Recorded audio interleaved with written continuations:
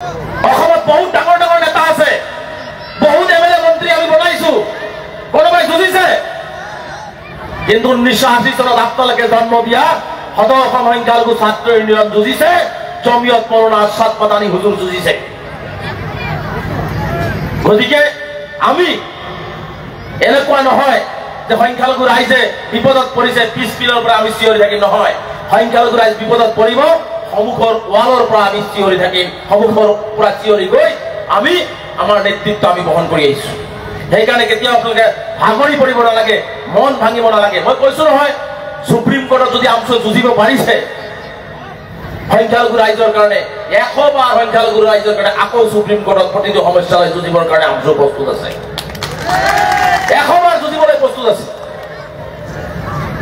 গতিকে আজি এনেকুৱা এটা পৰিৱেশ হৈছে, আপোনালোকে ভাবিছে যে আমাৰ সমস্যা সমাধান হৈ গৈছে।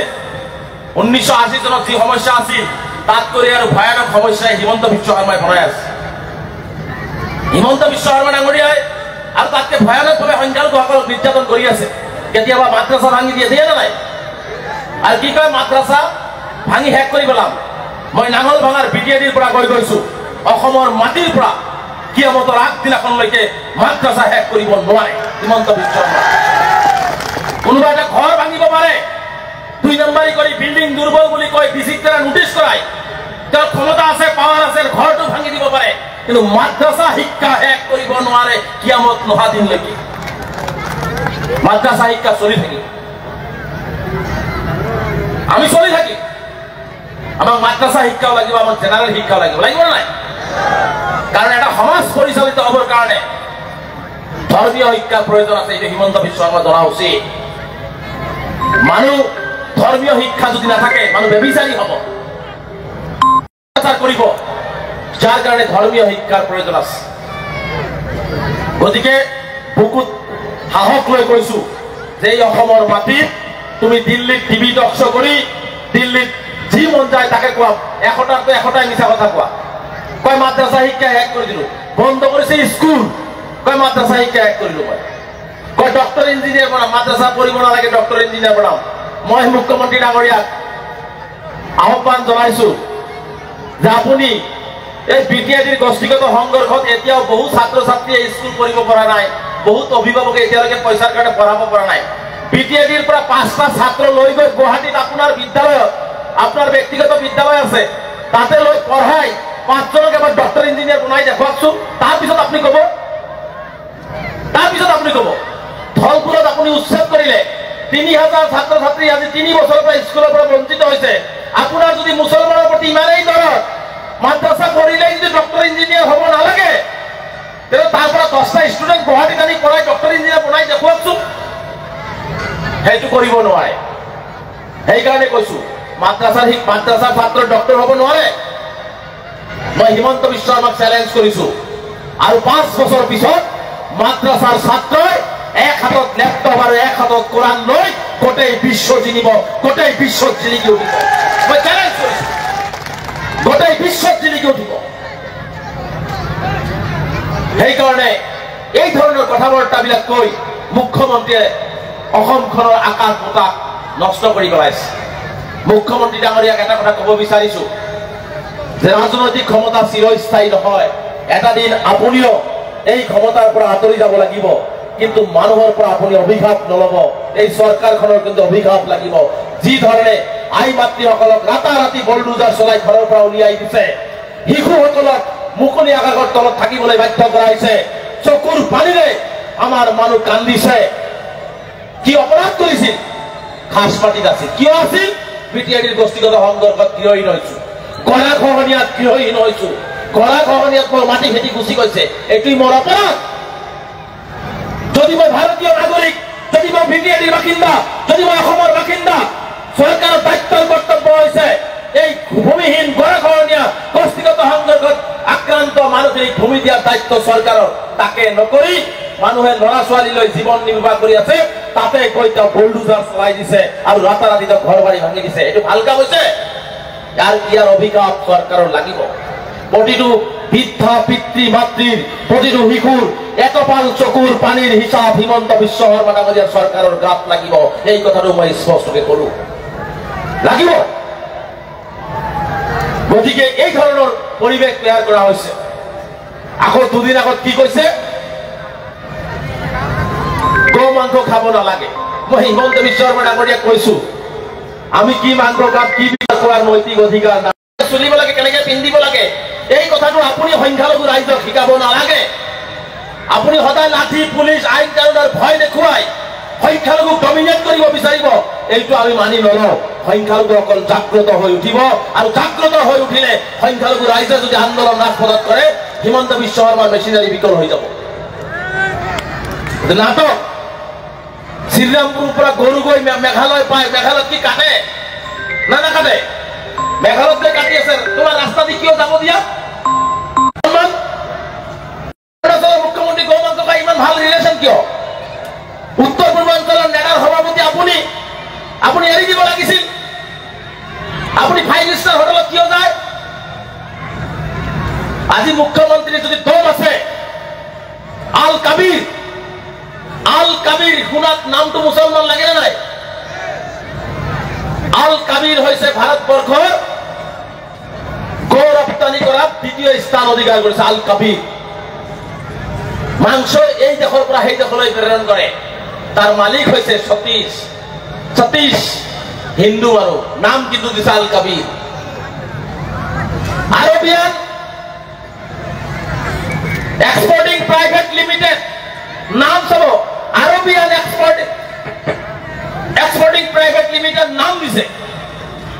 ইয়াৰ মালিক হৈছে সুনীল। চিন্তা কৰক, আমাক খাব, আমাৰ খোৱা বস্তু আমি খাম, তাতে তেওঁ পুলিচ লগাই আইন লগাই বাধা দিব, আৰু তেওঁলোকৰ মানুহ গৈ ভাৰতবৰ্ষৰ ভিতৰত 3য় বিশ্বৰ দেশ হৈছে বৰ্তমান ভাৰত, 3য় স্থানত আছে গো ৰপ্তানি কৰাত, গৰুৰ মাংস ৰপ্তানি কৰাত। আৰু তেওঁলোকে মুছলমানৰ নাম দি হিন্দু মানুহে গো ৰপ্তানি কৰি আছে, তাত তেওঁৰ বাধা দিয়াৰ ক্ষমতা নাই। ভয় পাত্তা কাটা যাব। দুৰ্বলৰ লগত সদায় বলিৰ আক্ৰমণ। গতিকে এই ধৰণৰ কথা বৰ্তাবিলাক কিয় কয় জানে? তেওঁ এটা অস্থিৰ পৰিৱেশ বিচাৰে। অসমখনৰ সকলো জাতি জনগোষ্ঠী যাতে মিলি নাথাকে, সকলোৰ যাতে অস্থিৰ পৰিৱেশৰ মাজত জীয়াই থাকে, তাৰ কাৰণে এইবিলাক কথা কয়। সেইকাৰণে মই আপোনালোকক আহ্বান জনাইছো যে তেওঁৰ কথালৈ ভ্ৰূক্ষেপ কৰিব নালাগে।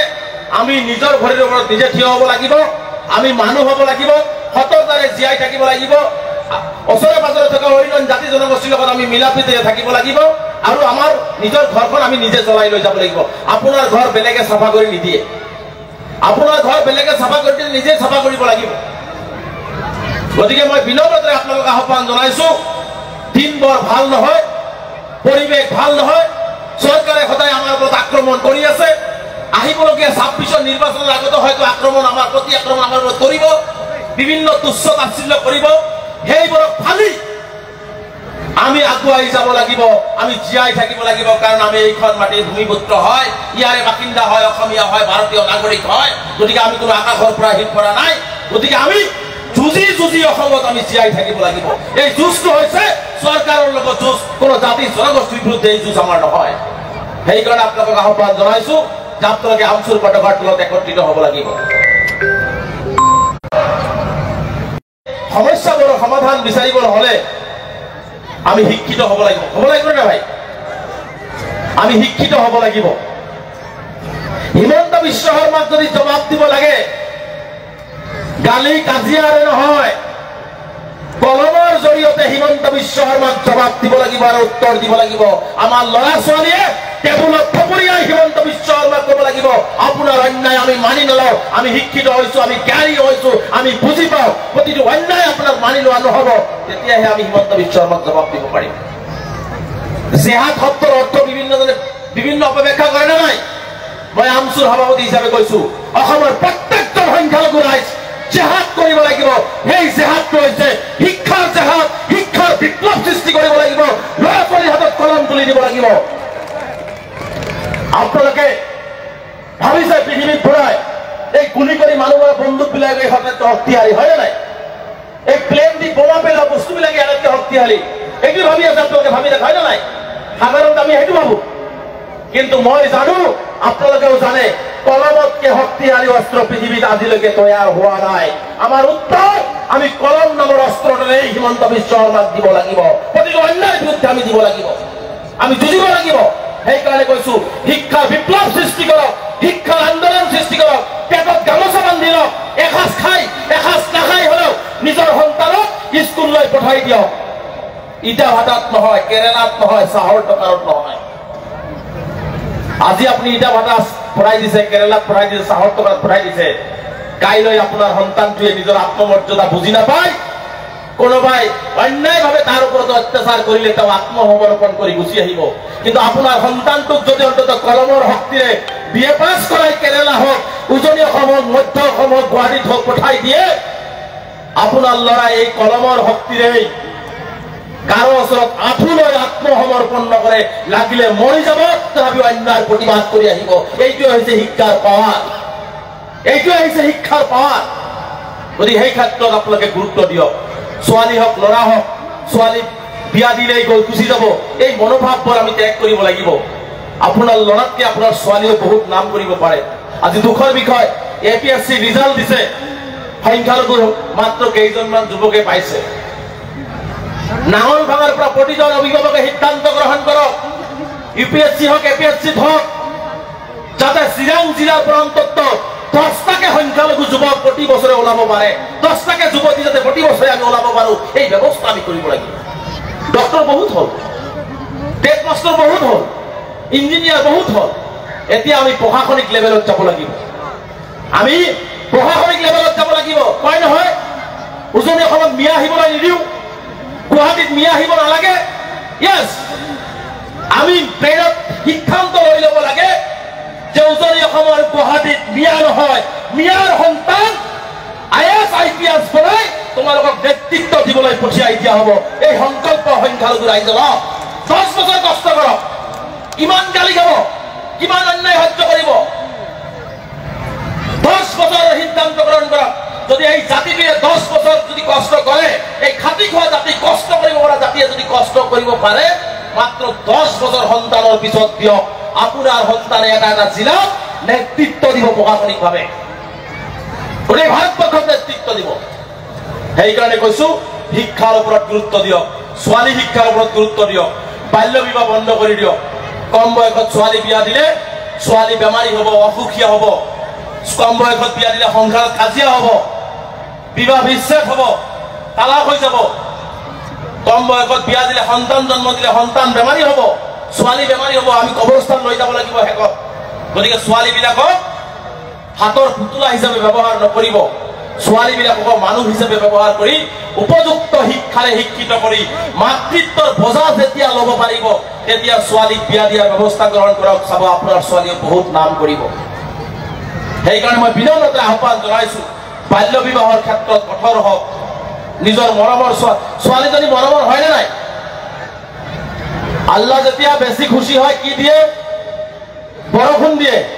তাতকেও যদি বেছি খুশি হয় কি দিয়ে? ঘৰত আলহী দিয়ে। আৰু তাতকে যদি আল্লাহ বেছি খুশি হয় কি দিয়ে? ঘৰত ছোৱালী দিয়ে, হয়নে নাই? গতিকে সেই যি সৃষ্টিকৰ্তাই বেছি আনন্দ পাই আপোনাৰ ঘৰত ছোৱালী দিছে, সেই ছোৱালীজনীক আপুনি 12 বছৰত বিয়া দি শিক্ষিত নকৰি ছোৱালীজনীক আপুনি মৰিবলৈ পঠাই দিছে। এইটো ভাল কাম কৰিছে। আমাৰ বহু অশিক্ষিত মানুহ আছে, ছোৱালীক কম বয়সত বিয়া দিয়ে, ভোটাৰ নাম যায়, শ্বশুৰ বাৰীত উঠে, গাৰ্জিয়ান হয় স্বামী, বাপ নাই মাও নাই, ডিভোটাৰ হৈ যায়, হয় নাই? কিয় কৰিব লাগে? যদি আপুনি 12 বছৰ পঢ়িব পাৰিছে আৰু 5 বছৰ পঢ়িব নোৱাৰিব, মই ডাঙৰ ভাৱে কথা দি গৈছো আপোনালোকক। তেনেকুৱা কোনো পিতৃ যদি আছে যে পইচাৰ কাৰণে মোৰ ছোৱালীজনীক মই পঢ়াব পৰা নাই, মই বিয়া দিলে বাচি যাওঁ, মই শিক্ষিত বনাব নোৱাৰিম, মই আমচুক থাকো বা নাথাকো, আমচুক জনাব আপোনালোকৰ ছোৱালীৰ কাৰণে। আপোনালোকৰ ছোৱালী মানে মোৰ ভনী, মোৰ বাইদেউ। গতিকে আপোনালোকৰ ছোৱালীৰ কাৰণে গামোচা পাতি ভিক্ষা কৰি হলেও আপোনাৰ ছোৱালীক আমি শিক্ষিত কৰাৰ কাৰণে চেষ্টা কৰিম। মই কথা দিছো আপোনালোকক। তথাপিতো আপোনালোকে কম বয়সত ছোৱালী বিয়া নিদিব, কাৰণ মই জানো পুৰুষসকলে যিমানেই শক্তিশালী নহওক কিয়, নাৰীৰ হাত যেতিয়া পুৰুষৰ হাতত এটা নহয়, সেই সংসাৰ কেতিয়াও আগুৱাই নাযায়। মোৰ দেউতাক, মোৰ মাকৰ হাতত হাত যদি নথলেহেঁতেন, মই আপোনালোকৰ সন্মুখত ইয়াত আহিব নোৱাৰিলেহেঁতেন। মোৰ দেউতাকৰ যদি 50% অৱদান মোৰ ইয়াত অহাৰ আছে, মোৰ মাকৰো কিন্তু 50% অৱদান আছে। মাকে মোক পেটত ৰাখিছে, জন্ম দিছে, মোক গা ধুৱাইছে, স্কুলত বেগ দিছে, স্কুলৰ পৰা আহি খা খাদ্য দিছে, ৰাতি খবৰ লৈছে, ভালকে শুৱাইছে। এইটো মাকে কৰা নাই মোৰ কাৰণে? কিয় মই মাকসকলক আমি সদায় অৱহেলাৰ দৃষ্টিৰে চাওঁ? নাৰীসকলক কিয় আমি অৱহেলাৰ দৃষ্টিৰে সদায় চাওঁ? মই সেইকাৰণে কৈছো যে পুৰুষ আৰু মহিলা উভয়ে যেতিয়া আমি একেলগে হাতে হাত ধৰি আগুৱাব, তেতিয়াই সমাজ পৰিৱৰ্তন হ'ব, ঘৰ পৰিৱৰ্তন হ'ব। এজন মাক যদি শিক্ষিত হয়, গোটেই পৰিয়ালটো কিন্তু শিক্ষিত হয়। কাৰণ বাপেকটো চাহৰ দোকানত বহি আড্ডা মাৰি থাকিব, ইজনে আনজনৰ সমালোচনা কৰি গোটেই 10টালৈকে আড্ডা মাৰে। সেই মাকজনীয়ে কিন্তু ঘৰত খবৰ ৰাখে সকলো। বাপেকৰ চাউল আছে নে নাই, ল'ৰা পঢ়িছে নে নাই, চব্জি আছে নে নাই, খবৰে নাথাকে, পাত্তাই নাথাকে।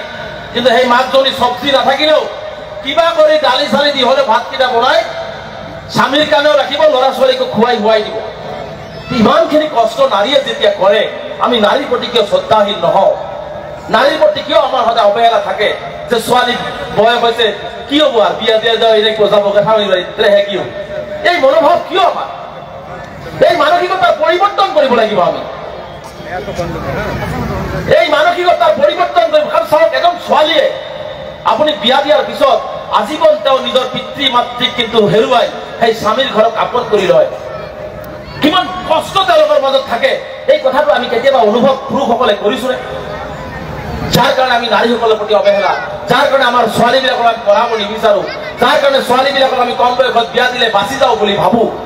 মই পিতৃ সমাজক হাত জোৰ কৰি অনুৰোধ কৰিছো, ল'ৰাক যদি আপুনি 50 টকাৰ আদৰ কৰিছে, ছোৱালীক লাগিলে 55 টকাৰ আদৰ কৰক। মোৰ চিধা কথা। চাব, তেতিয়া সংসাৰো ভাল চলিব, সকলোৱে ভালে ভালে আমি আগুৱাই যাব পাৰিম। দ্বিতীয়টো কথা হৈছে, যুৱ প্ৰজন্মৰ ভাইসকলক মই অনুৰোধ জনাইছো, আজি ড্ৰাগছত আমাৰ অঞ্চলবিলাক ছানি ধৰিছে। ড্ৰাগছ, টেবলেট, মদ। ইছলামত মদ খোৱা জায়েজ আছে, ড্ৰাগছ খোৱা জায়েজ আছে।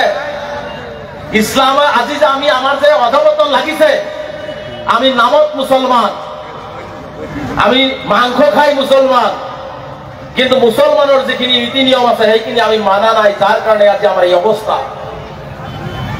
মই হাত জোৰ কৰি অনুৰোধ কৰিছো, ইছলামে নিষেধ কৰা প্ৰতিটো কাম মুছলমানে বাদ দি দিয়ক। কালিৰ পৰা মুছলমানৰ ওপৰত কোনেও আঙুলি তুলি কথা কব নোৱাৰে, এইটো স্পষ্ট।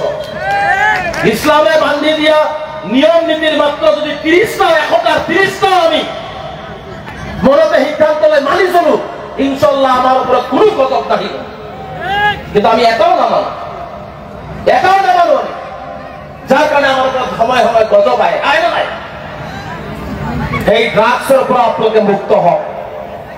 মানুহে কয় ড্ৰাগছ মদ মানুহে খায়, ড্ৰাগছ মদে মানুহক খায়। কেঞ্চাৰ বেমাৰ হলে মানুহ এটা মৰে, আৰু ড্ৰাগছ খালে এজনে ড্ৰাগছ খাই গোটেই পৰিয়ালটোৱে মৰি যায়। হয় না? অশান্তি হয় নাই? গতিকে এইবোৰ আমি সমাজৰ পৰা দূৰ কৰিব লাগিব। নিজৰ জীৱনটো ভাল পাবলৈ শিকক। সৃষ্টিকৰ্তাই আমাক শ্ৰেষ্ঠ মানুহ বনাইছে, এই পৃথিৱীলৈ আমাক পঠিয়াই দিছে। তাৰ পিছতো যেতিয়া আমি অপকৰ্মত লিপ্ত হওঁ, বেয়া কামত লিপ্ত হওঁ, ড্ৰাগছত লিপ্ত হওঁ, সৃষ্টিকৰ্তা আমাক ভাল পাব? মানৱ জাতি যে শ্ৰেষ্ঠ জীৱ, আমাৰ জীৱনটো ইমান সুন্দৰকে আল্লাহ ৰক্ত মাংস চকুৱে নাকে কাণে কিমান সুন্দৰকে বনাই দিছে। তাৰ পিছত আমি ড্ৰাগছ খাই ৰাস্তাত পৰি থাকো, ড্ৰাগছ খাই গণ্ডগোল কৰি থাকো, দেহা বেমাৰী বনাই দিওঁ, বেয়া কাম কৰি দেহা বেমাৰী বনাই দিওঁ। হয় নাই? গতিকে সেইবোৰৰ পৰা আমি মুক্ত হ'ব লাগিব। গতিকে মই বিনম্ৰতাৰে আহ্বান জনাম, সমাজৰ পৰা যিখিনি কুসংস্কাৰ আছে সেই কুসংস্কাৰবোৰ দূৰ কৰি দিয়ক। দিবনে নাই? হাত তলত দিবনে নাই?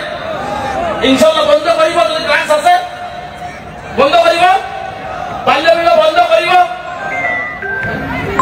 ল'ৰা ছোৱালীক স্কুললৈ পঠাব। গতিকে জাতিটোৰ কাৰণে যদি আমচুৰ কৰ্মকৰ্তা আৰু মোৰো যদি প্ৰাণ দিব লাগে, জাতিটোৰ প্ৰতিটো সমস্যা সমাধানৰ কাৰণে প্ৰাণ দিবলৈ মই সাজু আছো।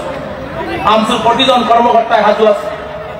আমি কাৰো ভয় ভাবো কি কেতিয়াও কেৰেক্টাৰ আহিবলগীয়া দিনবিলাকক কেৰেক্ট নকৰো। আমাৰ কথা হৈছে, আমাৰ সমস্যাৰ সমাধান লাগে, আমাৰ উন্নয়ন লাগে। আমাক ভাৰতীয় সংবিধানে যে অন্য বস্ত্ৰ আৰু বাসস্থান আৰু যি অধিকাৰ দিছে সেই অধিকাৰ আমাক দিব লাগিব, অন্যথায় আমি গাড়ী অনাৰ ব্যৱস্থা গ্ৰহণ কৰিম। চিধা কথা। ইয়াত লোক ঠাক কোনো কথা নাই। ইয়াত বিৰিয়ানী হওক, ইয়াত নন বিৰিয়ানী হওক, ইয়াত আৱাস আঁচনি হওক, য'তেই হওক, সংখ্যালঘুৰ অধিকাৰ সংখ্যালঘুৱে পাব লাগিব। আমি কাৰো অধিকাৰ কাঢ়িব যোৱা নাই। শেষত মই আপোনালোকক এটাই আহ্বান জনাম, এই অঞ্চলবিলাকত বিভিন্ন জাতি জনগোষ্ঠীৰ সমানে চলে, গতিকে সকলোৰে লগত মিলা প্ৰীতিৰে চলিব, ঘৃণা বিদ্বেষ মনোভাৱ নাৰাখিব। কাৰণ মই বিশ্বাস কৰোঁ, মই যদি ভাল মানুহ হ'ব নোৱাৰোঁ, মই কেতিয়াও ভাল মুছলমান হ'ব নোৱাৰিম। এজন ভাল মানুহ আপুনি যদি নহয়, আমি কেতিয়াও ভাল মুছলমান নহওঁ। গতিকে এজন ভাল মুছলমান হ'বৰ কাৰণে অঞ্চলে অঞ্চলে থকা সকলো মানুহৰ লগত মিলা প্ৰীতিৰে সকলোৰে দুখে সুখে একেলগে চলিবৰ কাৰণে আমি চলিব লাগিব নাই? গতিকে ইনশাআল্লাহ আমি সকলোৱে এই অঞ্চলবিলাকত একেলগে মিলিজুলি চলিম, সকলো জাতি জনগোষ্ঠীৰ লগত মিলা প্ৰীতিৰে চলিম।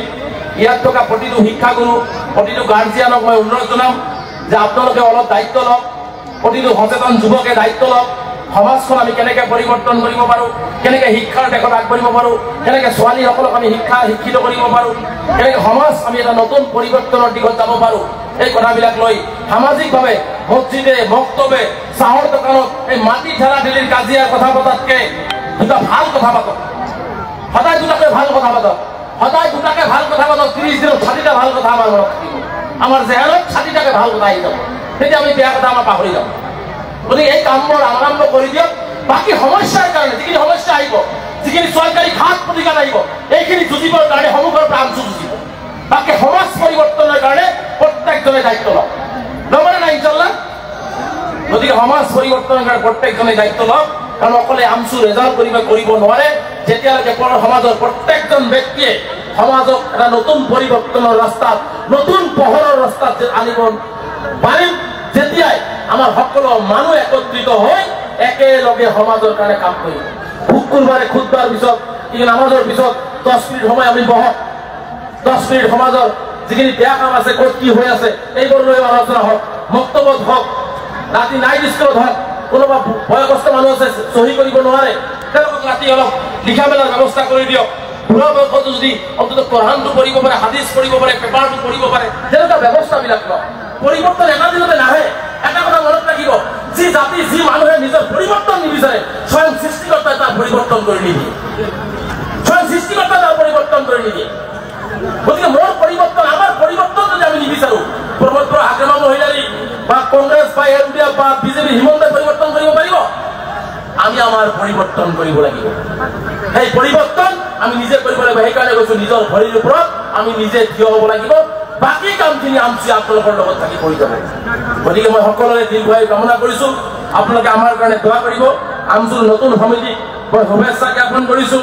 নতুন সমিতিক পৰামৰ্শ দিব, সমালোচনাও কৰিব, গালিও পাৰিব, মৰমো কৰিব, যাতে আমচুৱে চিৰাং জিলাৰ প্ৰতিটো সংখ্যালঘু ৰাইজৰ লগতে অন্য জাতি জনগোষ্ঠীৰ লগত খোজ মিলা সংখ্যালঘু জাতিটোক আগুৱাই লৈ যাব পাৰে, এই আশা কৰি মই বক্তব্য যদি কোনো ভুল ত্ৰুটি হৈছে, মই মুৰব্বীৰ সমাজৰ পৰা মাৰ্জনা বিচাৰি মই পুনৰবাৰ আপোনালোকক লগ পোৱাৰ প্ৰতিশ্ৰুতি দেখি ইয়াতে সামৰিছোঁ। আমচু জিন্দাবাদ, খুদা হাফিজ, জয় অসম।